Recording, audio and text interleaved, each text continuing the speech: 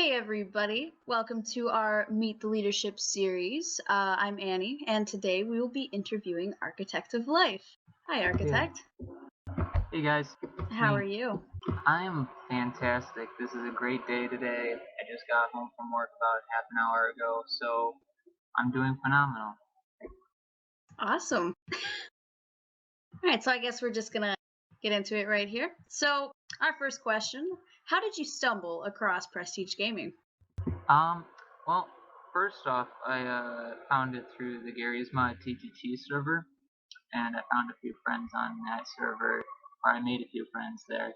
So I figured I'd check out the website, so I made an account on the website, and from there I applied. What was your motivation behind joining it? Was it the friends that persuaded you? Yeah, I felt like I'd become one of the admins so that way I could help them out with their work and I'd have fun doing that because I liked the sense of taking on some responsibilities because I really enjoyed the server. I spent a lot of time on it at the time. I mean, I still check it out every once in a while, but I spent a lot of time on that server over summer a couple years back, and I figured I'd help out. So, now relating on to your quality assurance position, what are your duties as a division manager for quality assurance?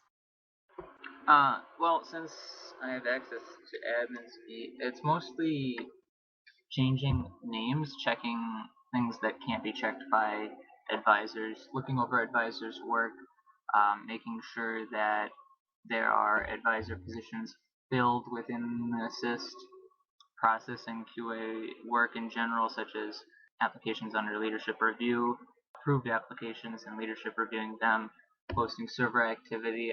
It's mostly the same as an advisor role, but with a bit more authority. Because the quality assurance team and the recruitment team, they mix together, which one do you prefer? Originally, I was part of recruitment team, and I mostly did all of the work for recruitment team for an extended period of time for a few months. Well, I shouldn't say that I did all the work, but I did all the manual work of managing the threads for it. It was relatively simplistic, and that is why it got absorbed into quality assurance, was because it was relatively simplistic. Under the new leadership model, it would have been split up between a bunch of people and it wouldn't have been very efficient. So I guess I would say I prefer QA because there's more responsibilities and it lets me give more back to the community. So, rewinding to when you were a member, were you an overachiever or just an exemplary member? Oh, I was just an exemplary. I was just the best. I would consider myself an overachiever. I kind of like hunting down achievements. In particular, as you can see, I have a few trophies. And I'm not one to say that I made a few of them, but I made a few of them. In general, I just tried to help the community and I gave mostly some suggestions that weren't as widespread as, say, the leadership changes from game divisions to assist divisions, but I think that I was more of just a preppy overachiever than anything else. So I guess you achieving everything pretty much showed that the community that you displayed maturity super quickly. You were actually promoted to junior member 11 days after you joined the community, and to full member about 1.5 months. So, do you believe that your attitude towards adminning back then has changed now because you are a division manager? I would say that it's changed, but I wouldn't say that it's necessarily because of me being a division manager. I would say it's because time has passed and I've had more exposure to the community and to our servers in general. My attitude has kind of become just in general more knowledgeable. I have more time to acquire knowledge on admin in general. And I would say that I may have made a few mistakes in admin. I mean, I've never been yelled at for it or anything, but at the same time, I imagine that I know much more about adminning now than I did then. All right. Now, according to your profile and your TeamSpeak avatar, it's Olimar drinking coffee with his helmet on. How does he drink that coffee? Well, you see that little bump on the top of the helmet, right? Yeah, I see the You circle see at the what top. that opens up, and he just dumps the coffee in there. And It's then like a bowl. he just drinks it and doesn't Yeah, care he that just it laps burns it up. him or anything. Yep. Nice, nice. His nose is like a sponge for the coffee. So he drinks the coffee from his nose. Yeah. Nice, nice. Don't ask me to explain it. It's Pikmin, man. I don't have all the answers. Completely unrelated, but how would you spend $1 billion? I would put it mostly into stock. I would say about 70-30, 30% being in savings, long-term CDs, and short-term savings that, well, I guess aren't CDs. With $1 billion, you could easily live very comfortably as long as you don't screw it up. So I would put the responsibility of handling that money in someone else's hand. It would be much more preferable to lead a quiet, happy life, living in a small house, and having someone else manage my money who I know has a lot more financial information than me, because I know that they want to make money. And if they want to make money, they'll handle my money right. Nice, nice. So if you had a warning label, what would yours say? Nitpicky. And what are your hobbies? What do you like to do? I like to play video games. There's this community that I'm a part of that I really enjoy too. It's called Prestige Gaming, and I really like spending time there. I talk to a lot of people there, and I also play card games. Like I actually enjoy playing Magic the Gathering. I don't play it that much lately. I haven't played it in even months now, but it's a really fun game. All right. Who is your favorite superhero? Some people might not say that he's a superhero, but I would definitely say Batman. I like Batman too. So now relating to your name, Architect of Life, what made you choose it?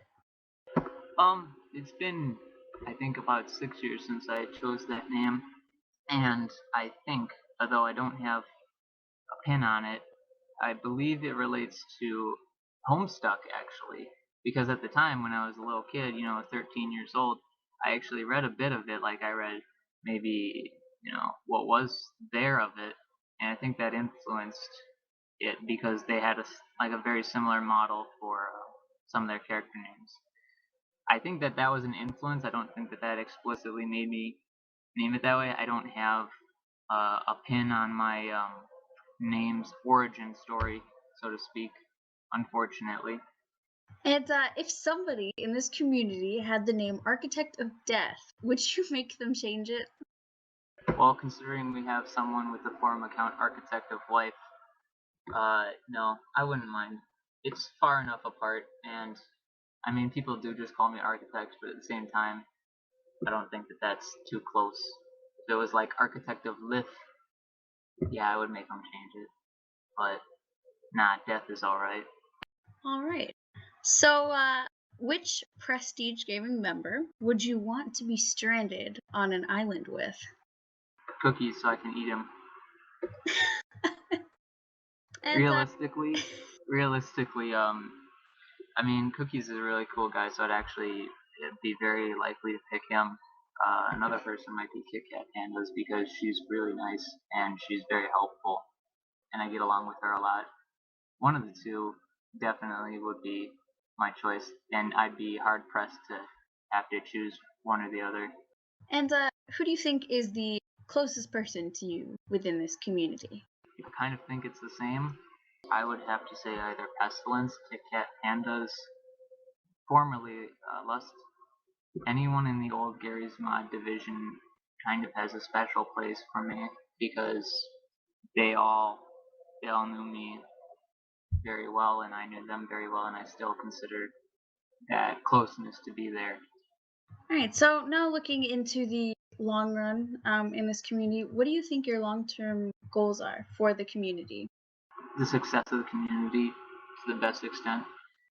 It's a pretty simple, straightforward goal, but I mean, the way that that's achieved can be done in plenty of different ways. So obviously, it's a pretty complicated question. To be blunt, the success of the community, to be a bit more complicated, I want to increase the number of people in it and make it more fun, make it more enjoyable, make people want to be around longer. Retention is an important thing, and we don't necessarily have the best retention. But that's not to say that we have an issue with it. It's just to say it'd be nice to keep people around longer, and gaming communities have this issue in general, and it's just the nature of gaming communities as a whole. More people, more retention, more fun. Nice. And do you think that with these goals, it'll make you go on to becoming a prestige gaming community manager? Oh, definitely. I'm going to usurp the role from Beef and Bean because, I have to take all the power I can. I have to usurp his role. I'm likely going to use poison. I'm probably going to put poison in his goblet, and as he's drinking it from his throne, I will usurp the role of community manager from him.